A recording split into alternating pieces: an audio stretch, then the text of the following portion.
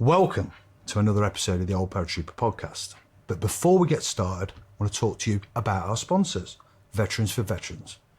If you left the military after 1987 and your hearing's taken a knock from your time in the services, click the link in this video. No win, no fee. See if you're eligible.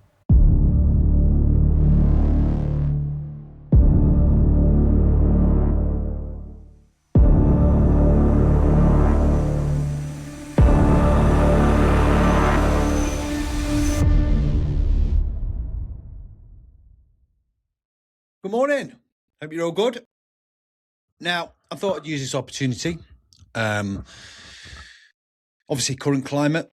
Everyone's aware of what's happening in Iran at present. So I thought it'd be a great opportunity to answer some questions about the murky world of the close protection industry.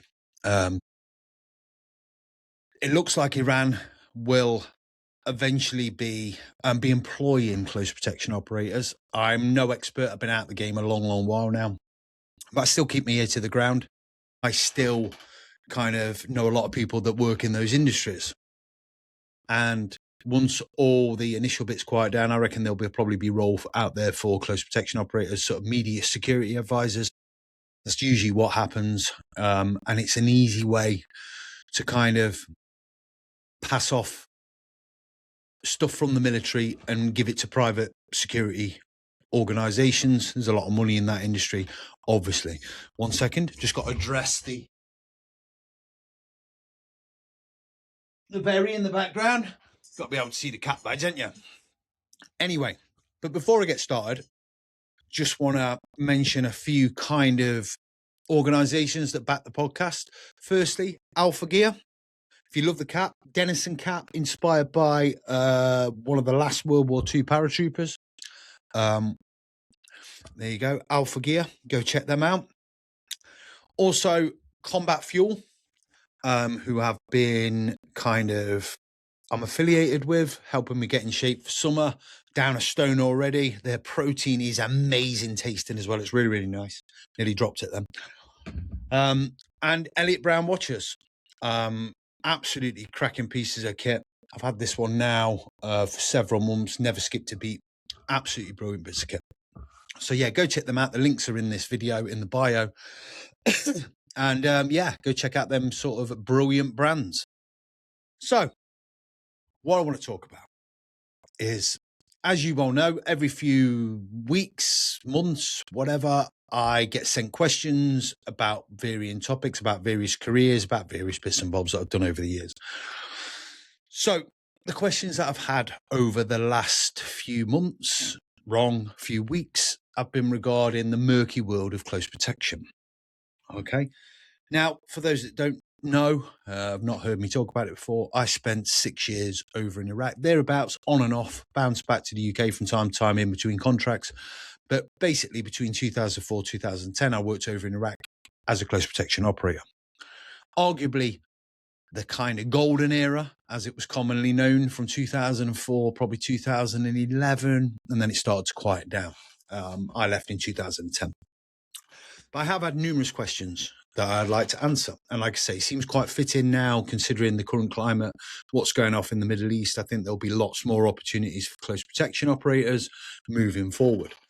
So, without further ado, questions I've been sent. So, first one. What made you move from the military to the kind of security work in Iraq? Well, for those that don't know, it took me a long time to get into the paras, and I thought, well, I'm going to stay in the paras, probably see out my career. And then I got wind of the close protection industry. Now, I got wind of it from lads that it was very early doors. Some of the lads had gone to Hereford that I knew. And I ended up chatting to a few people, got chatting to my best mate who'd left and landed on these contracts with ridiculous money. So I was a bit like, oh, okay, that might tempt me. So I did a bit of research. Excuse me. And the money was really good. Rotations were back then sort of 8 weeks on, 4 weeks off. And I thought to myself, oh, I like a bit of that. So I decided to sign off. I didn't initially intend to go into that world. I had lots of other options. I was applying for the fire service for the first time. And that fell through. So I thought, you know what, I'll go and do a bit of this kind of close protection work. So it was the lure of the money. I'm not going to lie. Back then, about $9,000 a month, approximately, tax-free, to go and work out in the Middle East. I know nothing about it. I went for an interview down in London with a company and ended up going out with a security company out to Iraq.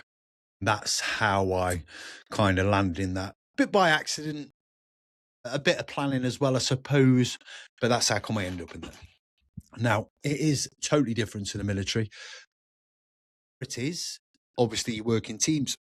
You're armed, you're protecting people, but you've not really got the backup like you have in the military. So what was my impressions when I first arrived in Iraq as a contractor?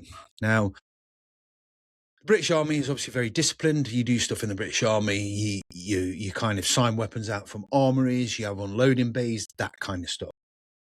When I touched down, in fact, I'll backtrack. That was with the second company. The first company I worked with, I flew out to Kuwait, and then I drove across the border at Kuwait into a place called Qasr in Baghdad, and that's how I got into country. It seemed quite professional at start, but it was a case of given an AK-47, do you know how to use it? Yes. Crack on. Here's a magazine. Actions on this, actions on that. Bit of a set of QBOs, and then off we trotted into sort of Basra, Shaiba log base, where I spent 7 days, mainly training. Out on the ground a little bit, but mainly training.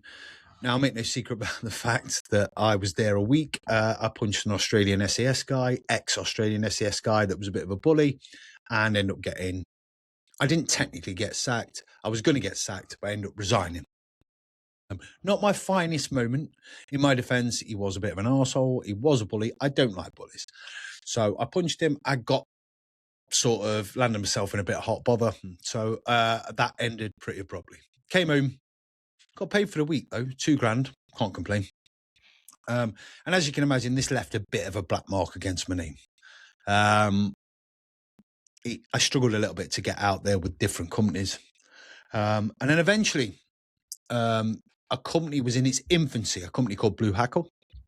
And I was lucky enough to get on a contract with them. And I flew into Baghdad, probably a few months later, after being let go or resigning or being sacked, whichever way you want to look at it, from this company. So when I arrived in Baghdad, that was a different ball game. Flew into Baghdad. Now, anyone that will have flown into Baghdad International Airport at that time knew that you circled really high and then you took a bit of a nosedive in to avoid the missile threat. So that was an interesting flight in. I was like, holy shit. And then I was just literally tossed an AK-47, given a magazine, told to load it up. Same sketch. You know how to use it? Yep, I know how to use it. Jumped in a car and then drove from Bayap down the route Irish into the green zone, where I kind of, like I say, this company was in its infancy, set up. I was involved initially in setting up sort of training. So we had a lot of our local nationals that would come in and we would train them. First aid, security, all those kind of things. And we got a mixed bag. You know, some were good, some were bad, some were ex-Iraqi forces that obviously knew the basics, but again, by our standard, not what you'd expect.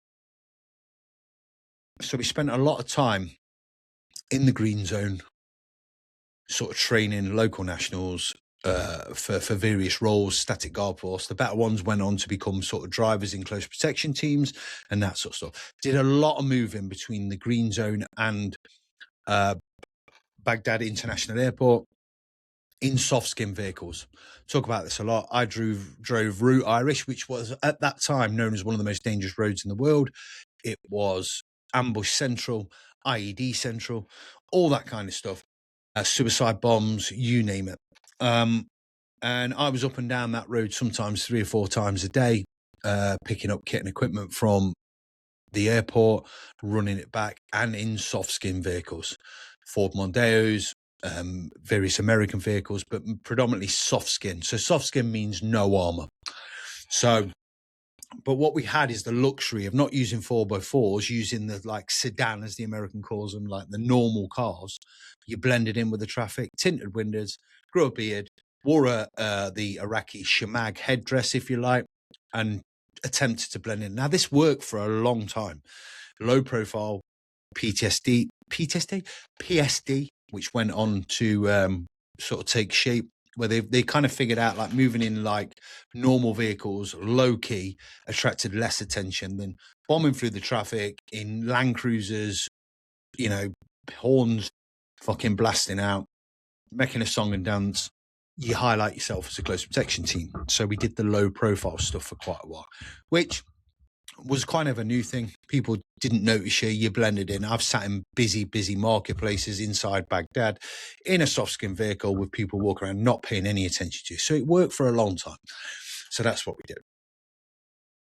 And that was my kind of real initial contract out in Iraq in Baghdad with Blue Hackle. What kind of training did I have before I deployed? The truth be known, back then, you didn't need an SIA license. You didn't need any training. You just relied on what you'd learn in the military. Now, rightly or wrongly, obviously, as the years progressed, close protection companies set up, training companies sort of became established, and you needed an SIA license to go and work out there. This came later on, much later on. It was sort of given that if you had a lot of experience, you didn't need the SIA to operate out there. It became a thing later on. The companies wouldn't touch you unless you had an SIA license. Later on down the line, I did a close protection course down in London for a couple of weeks. Good course. You did learn stuff and it was worth doing. All right. But initially, you didn't need that training. It was just relied on what you'd learn in the military. So for me, the 7 years in the parachute regiment put me in good stead for going into that operational, that sort of job role, if you like. So what did a typical day look like? Well, it depended on a number of things, whether you were on a close protection team, whether you were on sort of static guard. There was lots of different contracts. The Convoys was out there as well, which I went on to and did later on with Armour Group. But for me, I was kind of on a low profile PSD team. Like I say, the first few weeks, probably even the first few months, I was involved in a lot of training and getting the teams ready. This company was in its infancy, as I stated. And then we moved to Taji Air Base, which is sort of slightly north of Baghdad. And we kind of operated escorting clients around the Iraqi side of Taji Air Base, which was deemed not as secure as the kind of the US side. So yeah, low profile PSD, out with clients as they went and helped with the kind of rebuilding and infrastructure, building schools, building hospitals, that kind of stuff. On the kind of Iraqi side. So that was my initial, what the day looked like. You worked in shifts. You were sort of given a contractor to work with. He might go out for 1 hour. He might go out for 6 hours. It just depended. So you worked with that contractor. You went to the office on a morning and you was issued who you was going to be working with and what tasks you had, given a set of orders, if you like, and off you went. That's what the day looked like with that company. Now, obviously, this changed with the various different companies, which I'll come on to later on. So back then, really, the biggest threats that the teams faced were obviously the road moves when you're moving in vehicles, IED threats, ambush threats, those sort of things. But for a lot of the time I was out there, the biggest threat came in the shape or form of the mortar attacks that were on the Green Zone and on Taji Air Base. Those that were out there will remember the kind of mortars coming in on a regular basis. We used to sit on the roof in the Green Zone and have a few beers and watch the mortars and stuff coming in. And I always joke about the fact when you initially go out to places like this and you hear the mortar alarm for the first time, you will run for hard cover. You'll grab your helmet, you'll grab your body armor, you'll run to one of the hard cover kind of air shelters, if you like, outside that are dotted around and sitting there and wait for it to pass. You have to excuse me, I am full of cold. It's doing my nutting. Anyway, so we go, that's what you'd initially do. And then complacency set in. And that's basically what it was. Complacency would set in.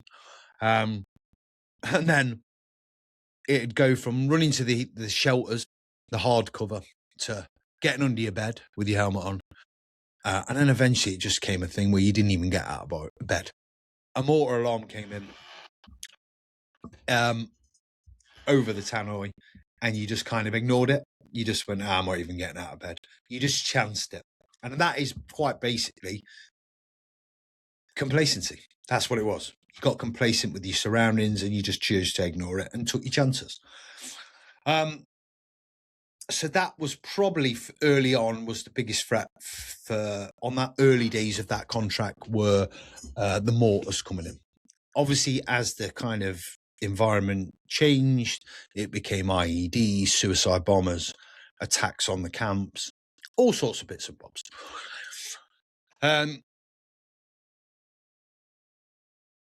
Right, some other questions. What was the closest call you had in Iraq? Now, I've had several. Now, I don't claim to spent years and years out there. There were guys that I know that spent 20 years just still operating in those environments now that would have seen and done way more than what I've done. Okay, I make no bones about it. I spent 6 years out there, again, probably 2006, 2007, quite bad years. I was out there then. And I was involved in some incidents while I was there. Some more extreme than others. Now, one of the particular kind of incidents that I talk about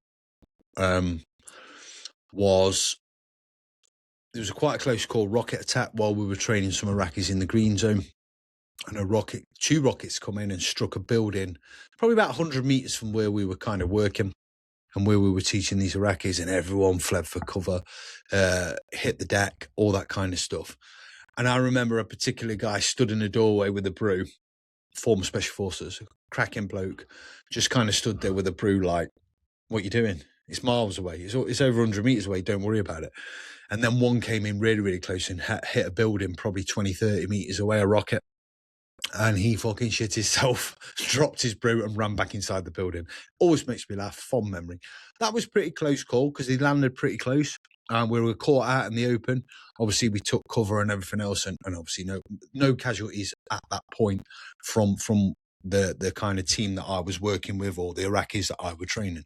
So that was a pretty close call. But I think the one or two incidents that I'd say were really, really close came later. One was where I had an RKG-3 stick grenade through at my vehicle. Now, for those that don't know, an RKG stick grenade is an armor-piercing grenade that they used to throw at the side of the vehicles, and it used to pierce the armor. Okay, it used to come through the door, take your legs off, or go straight through the torso of everybody and kill you. Nasty pieces of kit. And the way that they used to do it is they used to pinpoint and pick the third vehicle or the last vehicle in the convoy. So therefore they had a clean getaway. They weren't. If they hit the front, then obviously you've got loads of other vehicles that see it happen and they'd engage that individual and they'd end up dead. So they picked the last vehicle in the convoy, in the team, and then throw one of these stick grenades. They used to deploy on a little bit of a parachute to stabilize and keep them level. And then they'd hit the door, detonate, send a charge, molten sort of slug through the vehicle that send out frag everywhere and cut you in half or you lose your legs. That's how I remember them. For the purpose of, there'll be people here that will go, well, that's not the truth. I'm just how my memory kind of remembers it and what they were. I stopped working out there 2010. It's 16 years ago. All right. This is how I remember it. So feel free to correct me, anyone that kind of wants to, in the comments. I won't take offense at that. My memory is a little hazy of certain aspects. So that was one instance, but I had one thrown at the door of my vehicle or the opposite door to the vehicle I was in, which would have killed me and the kind of passenger I was driving at the time. It never detonated. No reason why it shouldn't detonate. It just never detonated. It never went off. We met up with a US call sign after we called the initial contact and drove out of there and explained to them what had happened. Then we saw them that night in the kind of cookhouse, the DFAC, where all the Americans sit down and have their food, the American Army. And they said they went out, they blew it in place, and there was no reason why it shouldn't detonate. Its pin had been pulled, it should have gone off, but it didn't. And he joked and said, do you play the lottery? You should do. You're very, very lucky. So that one, albeit at the time, didn't really hit home that much. But afterwards, in hindsight, I was thinking, fucking hell, that was a close call, because it should have detonated, and it never did. And that's one that's kind of stuck with me for a long time. And that was way down the line towards the end of me working out there, when I was on the Colonel's CP team with another company, which I'll come on to. But that one was partly for one of the reasons why I came home. I was like, right, I've had my kind of fill here. I've had a lot of chances where things have missed me or should have hit me and they haven't. And I decided that was time to call it a day. Coincided with the birth of my son. So I came home, and then suddenly when you've got kids and you've got a son and a young family, it puts things into perspective. So I never went out back after I came home shortly after that incident towards 2010, July 2010. And I never went back to Iraq. So that was that. The other one, which I have footage of, which is actually on the YouTube channel. There is, it's one of the shorts. Go check it out. It's only a few minutes. I was on a contract working for a company called Aegis. They quite famously had the Op Matrix, the Matrix contract, as it were. But they had a very small contract that ran alongside the Matrix contract that no one really wanted to. It wasn't a massive contract. There was one team on it. No one really wanted to go on it. It was called Op Tourist. Okay. Now, it was basically driving around every street, MSR, that's the main service routes, like motorways and stuff, streets, roads, all the different back streets and everything.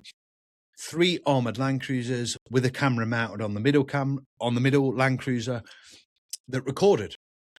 And it was to obtain footage, real-time view, a bit like Google Earth. So not only did they have satellite view for US intelligence, satellite view, they had this sort of 360 view of all the streets so they could plan operations. So we were working for US intelligence under this very, very small bracket called Op Tourist.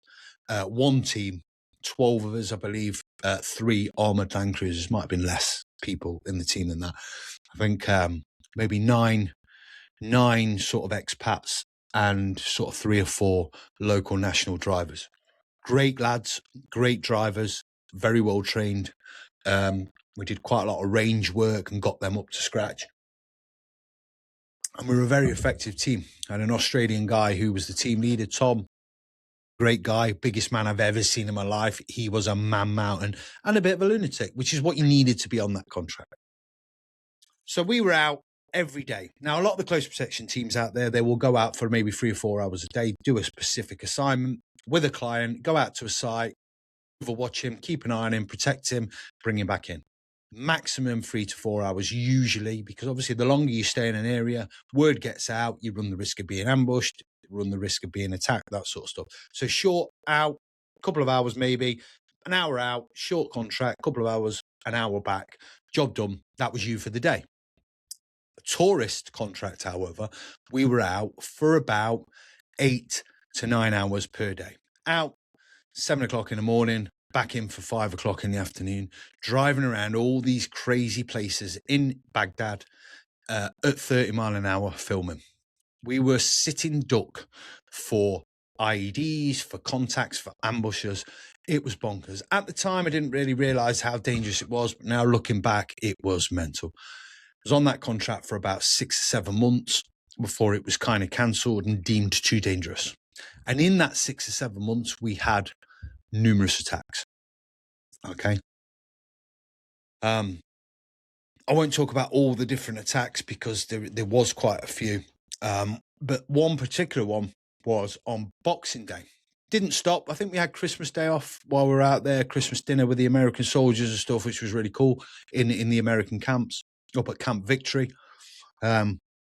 We lived separate from the rest of the kind of company from Aegis and lived on a little camp with the American soldiers. And we had our own little compound that we kind of operated out of. Boxing Day, went out on task, set out. And we'd been out driving 2 or 3 hours Boxing Day. And we were kind of mapping an area called Gazalia, which is a suburb, if my memory serves me right, I think north of the Baghdad city area.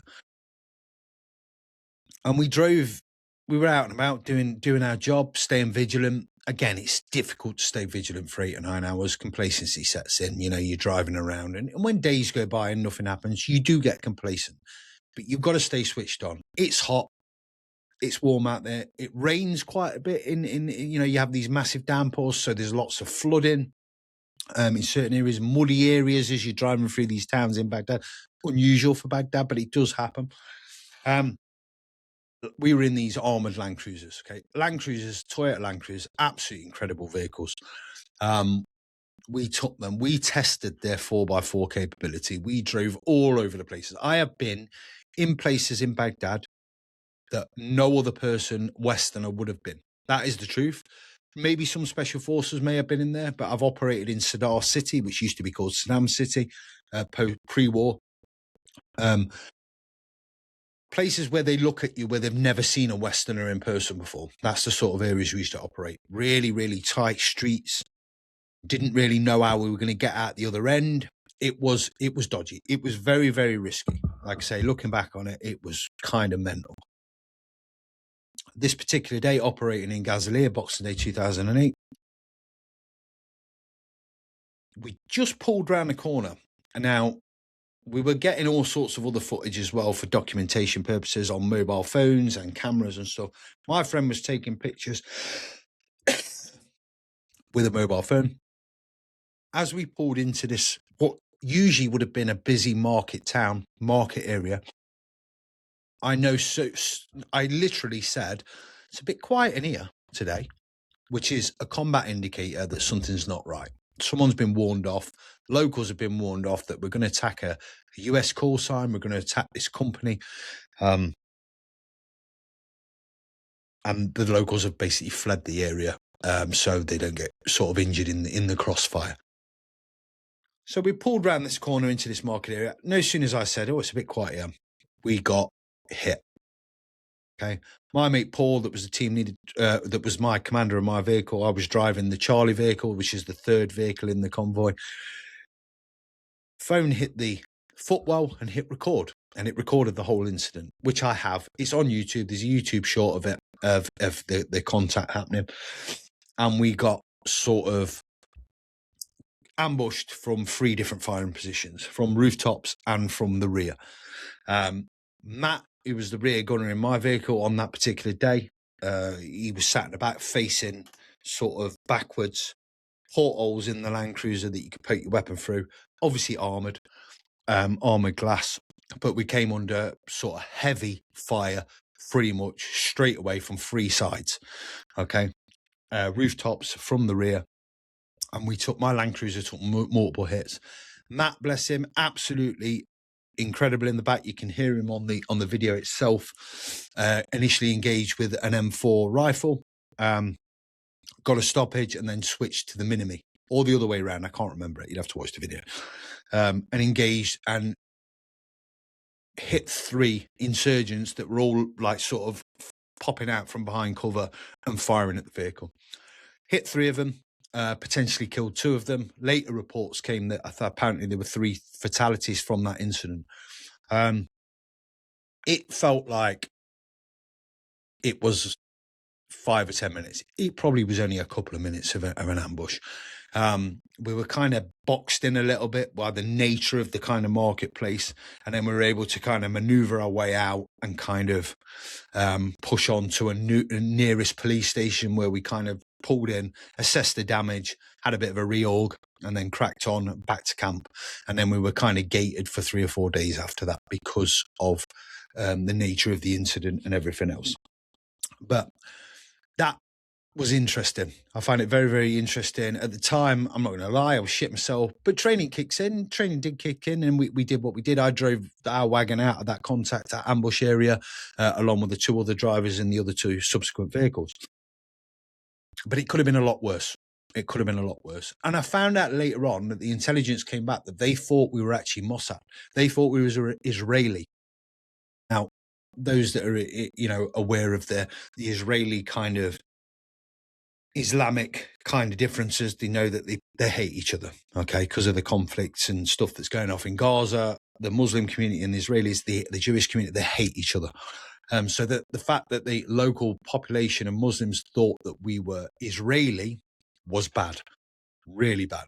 And this kind of set the tone moving forward, and how we kind of heightened our kind of actions and how we kind of did stuff. We bounced in and out of areas, never did the same area twice on one day for obvious reasons, so you don't set patterns.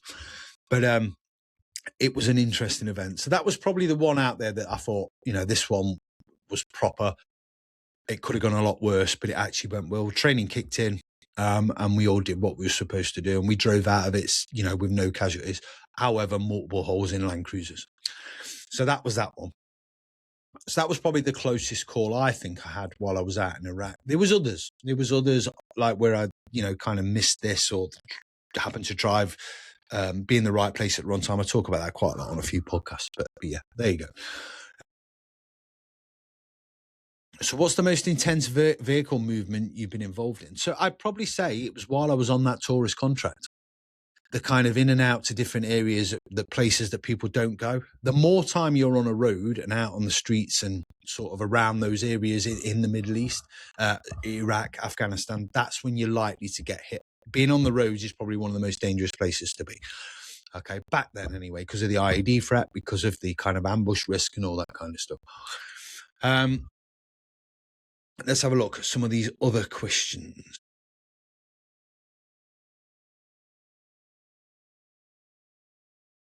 Have you ever had a client that's made a job more dangerous by ignoring advice? Yes, that happened on a regular basis.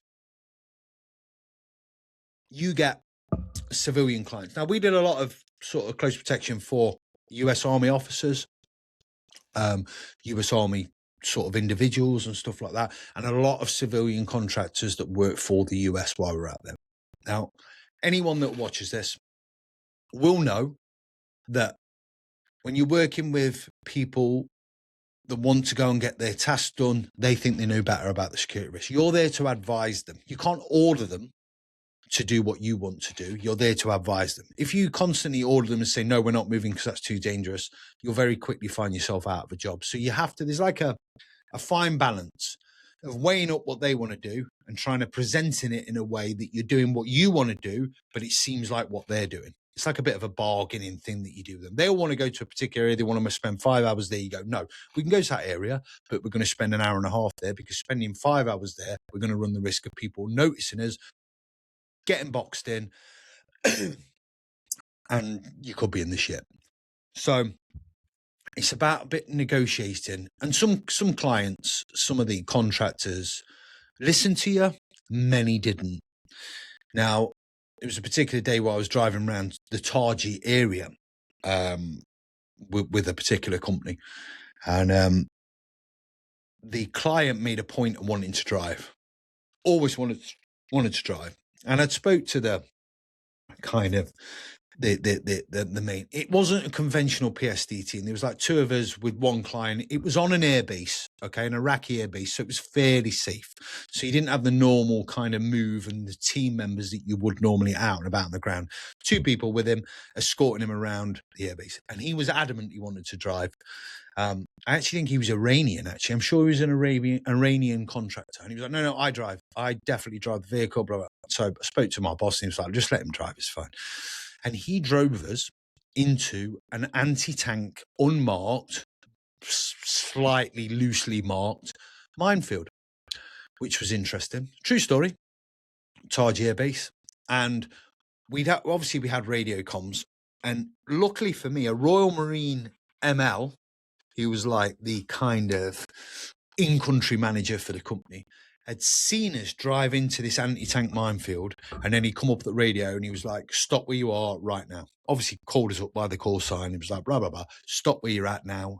Don't move.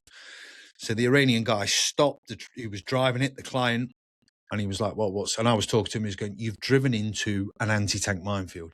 I'm going to walk in there and drive you out. And sure as eggs is egg, you looked at either side of the Land Cruiser, or I think these were Ford Explorers. Soft skin, Ford Explorer, non-armoured. And either side of the track that we were driving down, a narrow track enough to get one vehicle down, you could see anti-tank mines just sat in the open. It had been a place where they'd been disused or they'd kind of all collected together, but it was an anti-tank minefield. It's a true story, 100% true, as I sit here. So the Royal Marine team leader, in-country manager, walked in, followed the track, and then kind of walked us out and sort of guided us out of the minefield. So that was an experience of probably an error on my part to let him drive. Would we have drove into it if I was driving? Potentially, because we'd gone into it on a side that wasn't marked. It was a bit unlucky, but I think it was one of them things, a lesson learned for me. It was like, you don't let the local, you don't let the client drive, you drive the vehicle. Now, this was in, again, and there's going to be people that will probably criticize it. What did you do that for? You've got to keep a balance. Some clients are difficult, some, and he was an important client. So it was a case of doing a bit of negotiating. Rightly or wrongly, he was allowed to drive. It was deemed a safe-ish environment. But obviously after that, he didn't drive, and the CP kind of drivers then drove. This cough is killing me. So that is one where I would say we have had a client that didn't want to take advice. And in the end, it could have cost us dearly. But there we go. A bit of a kind of issue on both parts there. Mistake by both parties, I would say. But shit happens. We got away with it. It is what it is. How do you stay switched on after long days in a high threat environment? It is a very, very good question. Now, anyone that knows this industry, okay, working out in the Middle East, working out in Iraq, working out in Afghanistan, it's hot. And Iraq in the summer, especially down south, the Basra area, and Baghdad itself, can reach the late 40s, even early 50s in degrees. It is red hot.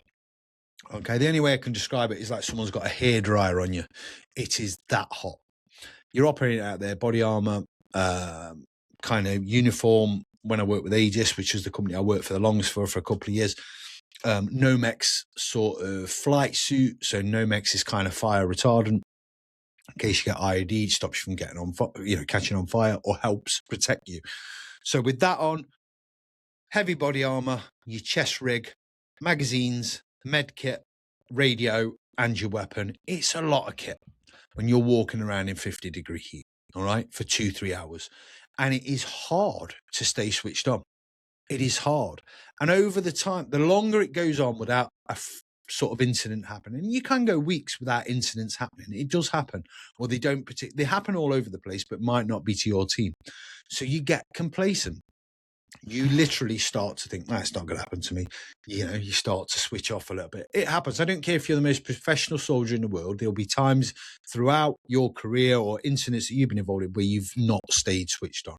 And I'm honest about that. There was times when I was like, not 100%. And then your training kicks in, your discipline, your self-discipline kicks in, and you think, right, switch on, Binch, you're hot. You've got a couple of hours left of this. You are sweating. You can do it. You're physically fit enough. And that's why physical fitness plays an important role. There's a lot of operators out there that were overweight, that weren't fit.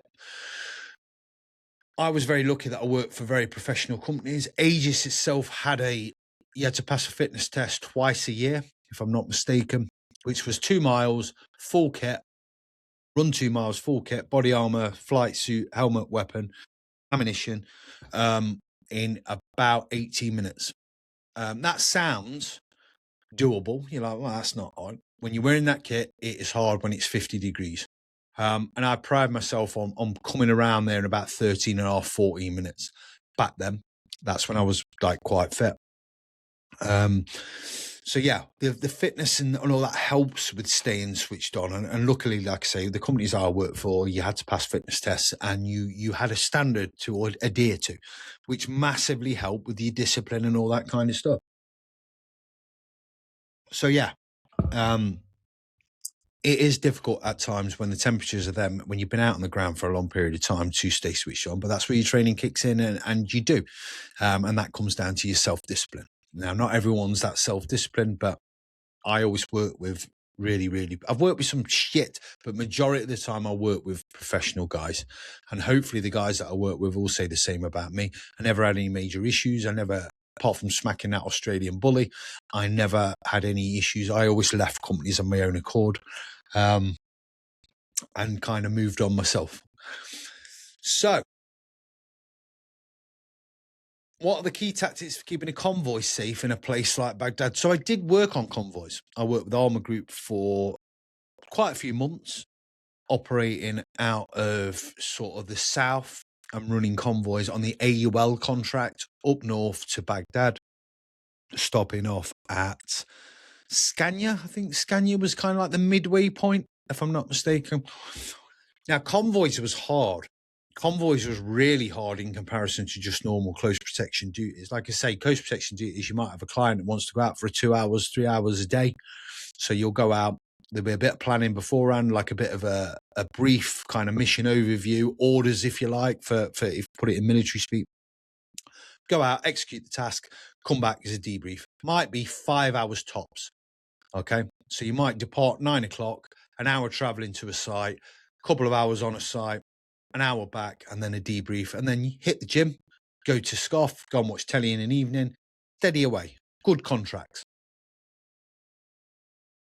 You might have a few days of sat around doing nothing, but then when you were on a convoy, you were escorting 10, 20, 30 lorries with 4 gun trucks situated in between the kind of every 10 lorries, every 5 lorries, you'd have a truck, one at the rear, one at the front.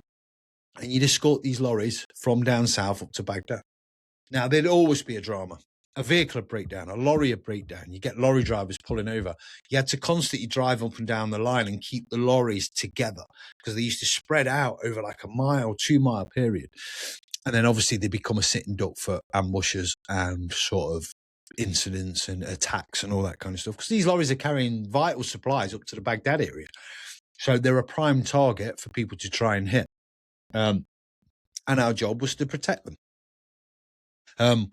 And for those that ever did operate on the convoys or are aware of kind of the companies that worked out on the convoys, you had now my memory's a bit faded on this one, but as you were down south, there were a series of bridges that you kind of drove up through, and they used to have an EFP threat. Now, an EFP is an armor-piercing kind of charge that's placed at the side of the road. Doesn't matter how fast you're going. If one of them goes off and it hits your vehicle, it will go straight through the vehicle. It'll go through tanks. A lot of them US Army vehicles used to have these long steel bars on the front with like a paddle on the front that used to almost sort of, so that when they're driving up the road, that had hit the sort of trigger it before the main vehicle did. So it'd hopefully go off and miss the vehicle. We didn't have that luxury. A lot of the vehicles, the air cons didn't work. We were using Ford F350s or F150s. I can't remember the name of them. Big 4x4 Yank vehicles. And yeah, it was just that uncertainty. Everyone used to go quiet through a particular area, through these bridges where they used to kind of set these EFPs. And I remember going out particularly on one occasion and the call sign in front of me had been hit, and we drove through there without getting hit. And then a few call signs behind, or a few teams later, another call sign had been hit. And it was just luck of the draw as you drove up, whether you were going to get hit or not. No amount of speed. We used to speed up as we used to go through them sort of that area, through those bridges, in the hope that the faster you were going, the less likely. The likelihood is if you were unlucky enough to trigger one, it was going to take out your vehicle. And it was just part and parcel. So it was bum twitchy going up through that particular area. Those that my memory's a bit faded on it. I'm not going to lie. It's a long, long time ago. I think I was on convoys. It's got to be 20 years ago. I was doing convoys. But yeah, that was an interesting time. So next question. How did private security contractors operate different from the military units? So yeah, you're working in a team similar to the military, similar sized teams, really, like-minded individuals, but you're protecting people, You're not going out on a fighting patrol. You're actually protecting a particular client most of the time.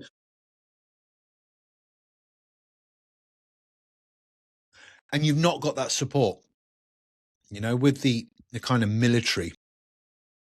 You've got a QRF, you've got air support, you've got a lot of assets at your disposal most of the time, not all the time. If you're isolated or you're in a particular, like in Afghanistan, I wasn't there in 2006, southern Afghanistan. I'm quite open about that, but I've spoke to a lot of guys and know a lot of people that were.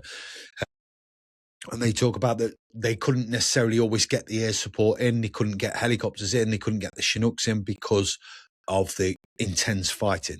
So sometimes you are isolated. And, there's quite a famous story in Musakala, down in Sangin, with Free Power and the Royal Irish, where they were kind of, they were down to last rounds, supplies were low because helicopters couldn't get in. So that stuff does happen. But 9 times out of 10, you've got a support network by the military. When you're a private security contractor, you don't have that luxury. I mean, on a few of the contracts I was working on, you certainly didn't have that luxury. If you got in the shit, you're out there on your own. Luckily for me, working with Aegis in particular, a very, very professional company. I had Tim Spicer, who was the owner and founder of Aegis, on the podcast. Lovely guy.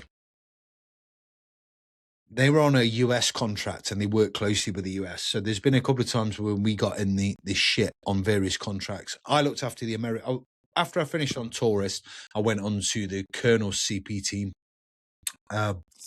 Very good team.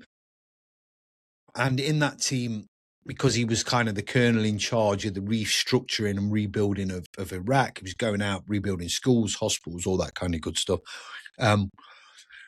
We had sort of assets, if you like, at our disposal because he was in the team. And it was one particular occasion where we got stuck at a checkpoint because towards the end of 2010, power was handed back to more of the Iraqis rather than being the US that were in charge of that kind of stuff. And obviously it's very corrupt. A lot of the police are corrupt. A lot of the sort of Iraqi army were corrupt. So they'd hold you at checkpoints just because if you didn't have the correct paperwork, they'd hold you at checkpoints and there'd be a standoff. And I remember one particular standoff where it got quite heated. Everyone was out, so people were out of vehicles, people were taking cover, weapons were pointed, and then air support, unbeknown to some of us in the team, was called by the US colonel, and an Apache popped up and hovered above us. And they very quickly changed their mind about letting us through the checkpoint. It's funny that, isn't it? An Apache can do that, but it certainly made him shit the pants. And funny enough, they waved us through quite soon after the Apache appeared. So it was good to have them assets, but that was a bit of an anomaly. You didn't have that luxury with a lot of companies out there. Okay, if you got in the shit, you're on your own, you needed to fight your way out of it, or in the hope that there'd be another company, another team from another company that would come and help you. And that had happened quite a lot as well, because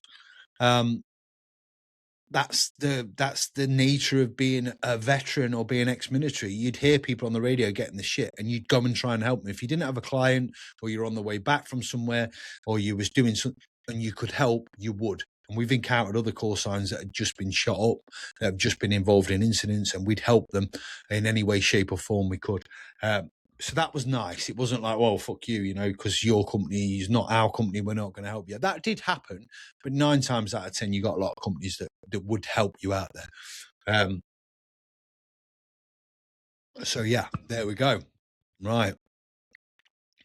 Was there any tension between contractors and regular forces? I think there was a bit of bitterness from the military contractors, from the military kind of soldiers and stuff, because we were out there ex-military on maybe 4 or 5 times their salary, and they were staggering on gates and stuff still in the military. And I think they found that a bit annoying. And I certainly know that era from 2004, 2010, it did leave the military. A lot of people left the military to go and do the close protection work, quite simply because the money was so good. Less bullshit, more money. Why would you not? But there you go. But yeah, there was some tensions. People didn't fully understand what we were doing out there. But there was a bit of bitterness, I think, from some of the serving military soldiers against the contractors because of the money we were on and how we had it not easier, but we had it different to them. There was less bullshit and all that kind of stuff. So yeah.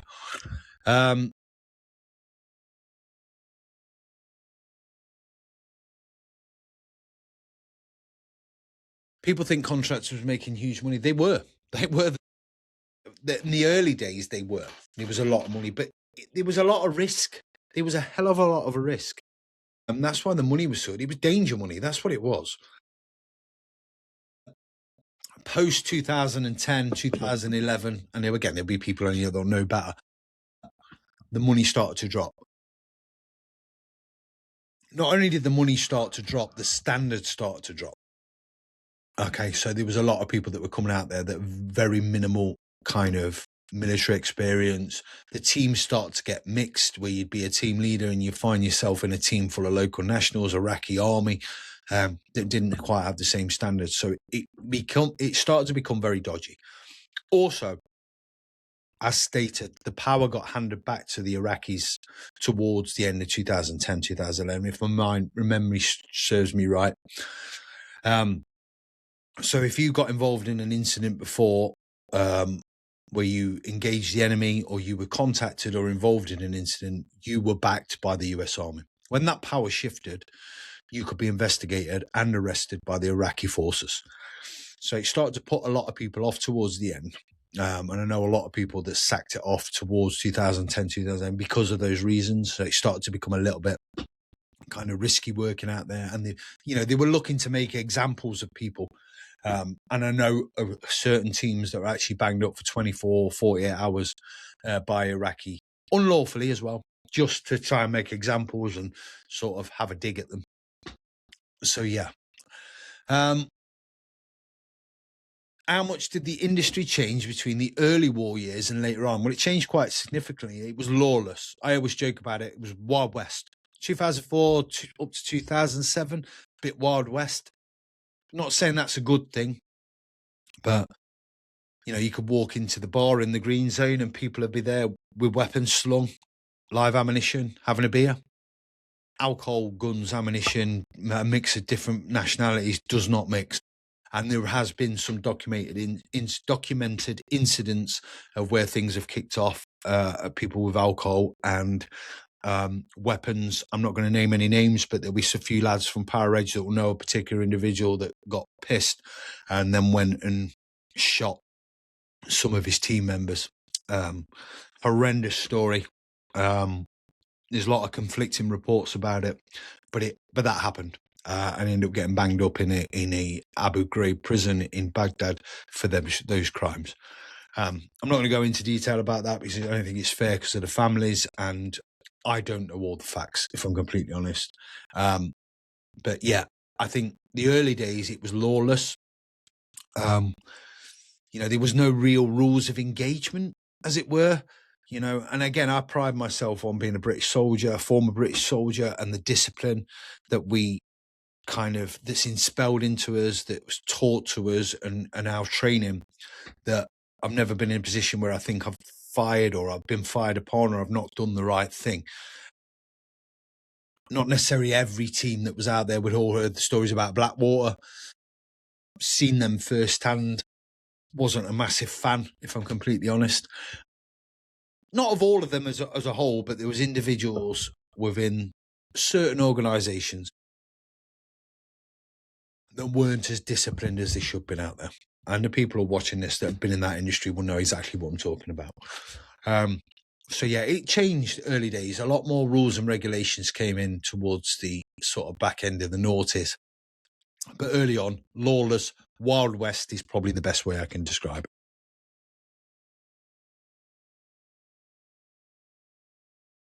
Looking back, what did Iraq teach you about the people in the conflict? They're just normal people trying to live their lives. Quite simply, they found themselves in a position where they were invaded by the US and the British and various other nations, and they were trying to survive and do what they could out there. That's pretty much in a nutshell. I have worked with some absolutely outstanding Iraqis, local nationals that I'm still in touch with to this day. Some actually moved and worked on various contracts, and then they were promised visas and green cards and went and lived and moved to the US later on after the conflict. Absolutely top lads. Lads that would lay their life down to try and help you and support you. Calm under pressure, calm in sort of incidents. So yeah, I think what it taught me was different culture, absolutely, but sort of same principles with a lot of them. They will stand and fight with you side by side. and just wanted to be treated fairly, I think.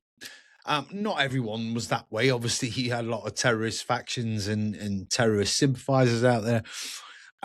It's a minefield. But for me, I met some incredible local nationals, some incredible Iraqis, and I worked with some incredible guys as well. Yeah, and it kind of, I got to sort of see a culture that probably, now look, there is an element, I don't want to go too political with it, but there is certain aspects of cultures over in the Middle East that are very different to the way we do things out here. People know what I'm talking about. Certain cultures, how they treat certain, I'm going to scan over that.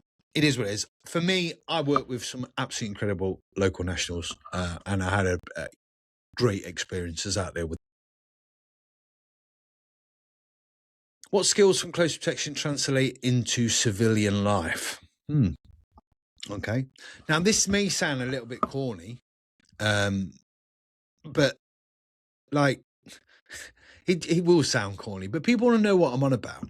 When you do work in these environments, okay, you do kind of notice things. You become situationally aware of certain aspects around you. And I still feel that all that training from the British Army, all the training and working in those environments, sticks with me today. So when I go into, while I was out in Australia, when I was out in Perth, actually on Australia Day, there was a big protest in the middle of Perth. Might have heard about it on the news. And a bomb was thrown. A nail bomb or a pipe bomb or some sort of bomb was thrown into the crowd, and it never detonated. Okay? That's why we were there. And we were cutting around, me and the good lady, and we opted to avoid the busy areas just because a bit of situational awareness. You know what happens on these big protests. You know what happens in big crowds. That like kind of, it's an incident waiting to happen. So I know that's quite a simple one, but there's certain things you've been taught in your situational awareness, I think, stick with you. So when you go into restaurants, when you go into bars and that, you look, unbeknown whether it's subconscious or not, you look for exits, you look for where you position yourself. My missus always jokes about where I position myself in a pub. I'll put myself in a position where I can oversee the whole of the bar. And I know that sounds a bit overkill, but the world we live in at present, you know, I'd rather be overcautious and a bit corny, if you like, and not get caught out. So, yeah, I think it does. The skills and stuff that you learn from working in these environments do stick with you as you kind of move through your life. And hopefully they'll always stick with me. But there you go, guys. That's it. That's the questions coming up to the hour point. I hope you've enjoyed my insight into the murky world of the close protection world. Like I say, I did a bit out there. Some people have done more, other people not as much. It's just my perspective of my time out there. And it's hard to sum it all up in just an hour. But hopefully you find that insightful. It's give you a bit of an eye opener to the people that have always wondered what the close protection industry is like.